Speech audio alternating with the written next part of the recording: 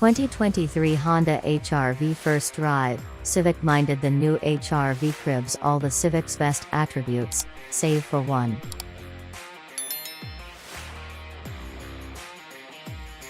We rather liked the old Honda Fit-based HR-V, even if it was pretty pokey. More power, a bit more space in the back, and a richer feeling interior were all the little SUV really needed. On paper, the all-new Civic-based 2023 Honda HR-V resolves all those issues. But do the improvements elevate the experience overall? As much as there is to like about the new HR-V small SUV, most folks will appreciate the interior upgrade most of all. Basically an adaptation of the wonderful Civic interior, it looks far more upscale than before and brings a great deal more functionality. The hidden vents in the decorative honeycomb trim are classy, the infotainment system is massively improved, and the center console's been rearranged for far greater functionality. We really want to drill down on the center console and armrest, because it was one of the least liked aspects of the old model. Honda moved the cup holders from under your elbow to forward of the shifter, making them easier to reach and increasing the real estate for elbows. The pass-through shelf that was by your knees has been moved behind the shifter by your thighs, where it's easier to reach.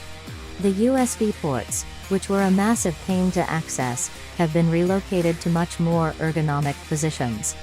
Pity there still isn't a single USB port in the rear seat, and even the 12-volt outlet is gone. We're equally disappointed to report the folks in the back still don't get air vents, either, but they're not totally left out of the cabin updates.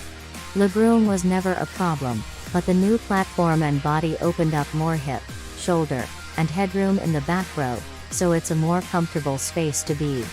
And although the trick folding magic seats are gone, Honda makes up for the deletion with a larger cargo area behind the second row. Honda's decision to switch to the new global platform pioneered by the latest Civic sedan and hatchback was a smart move. We like the Civic an awful lot, and the HR-V compact SUV benefits mightily from the association. One turn of the wheel, and you immediately appreciate how good the chassis is. The HR-V rides nicer than most cars at this price point and handles better than most of them, too. The excellent body control resists pitch and dive and lean, and it handles bumps quickly and neatly, even when the suspension is already loaded up in a corner.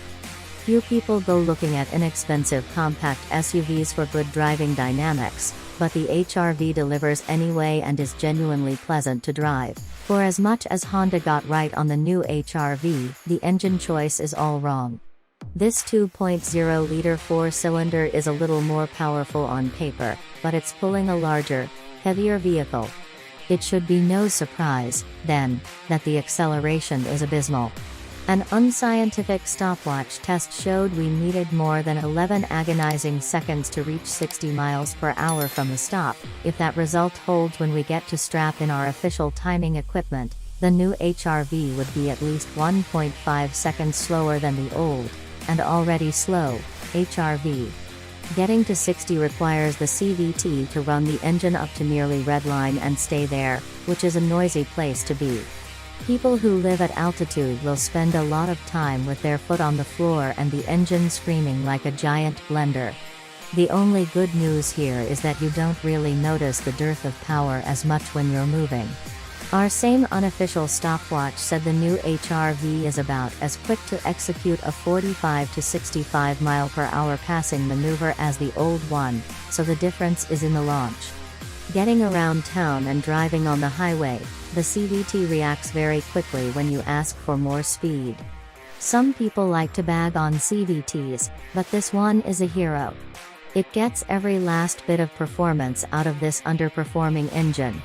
It's worth noting we were only able to drive loaded HR versus with all-wheel drive. A base front drive model will accelerate differently, although it's impossible to say if it'll be quicker or slower until we test one, as it will depend on how much the all-wheel drive system contributes to the initial launch from a stop.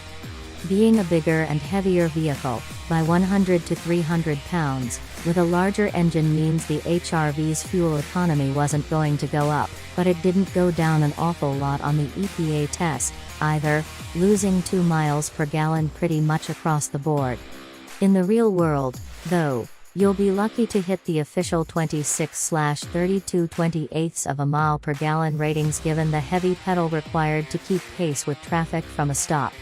For its part, Honda says it knowingly sacrificed a bit of fuel economy for more power and space, but given the performance we'll call it a bad deal.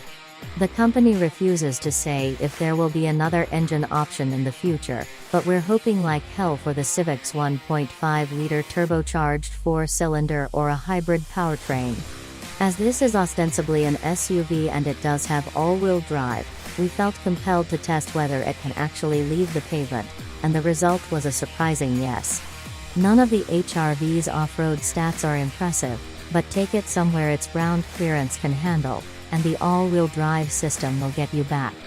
Honda has reprogrammed the setup to send more power to the rear wheels sooner, and combined with solid traction control programming, we couldn't get the new HRV stuck on miles of muddy Forest Service roads.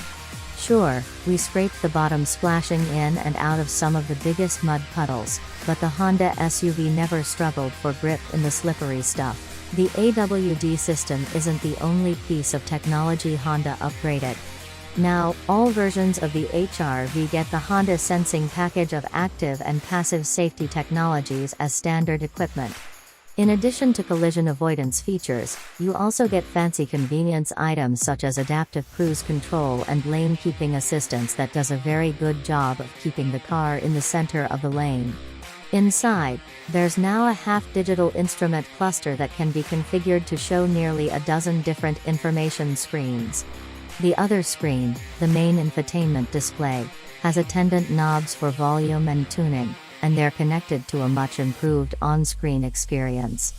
It isn't the best user interface on the market, but take some time to learn the system, and you'll find an appreciable level of customizability. All the extra stuff you get in this new model ain't free. The base price has gone up, and with fuel economy going down, running costs will also increase a little, about $200 per year, according to the EPA. That's a bit of a bummer, but the silver lining is you get a much nicer vehicle than before. It drives better, it has more space, it has a better interior, and it has a lot more tech. Inflation being what it is right now, it's hard to get excited about an affordable car getting more expensive, but the 2023 HRV delivers more than enough value to make up for the price increase.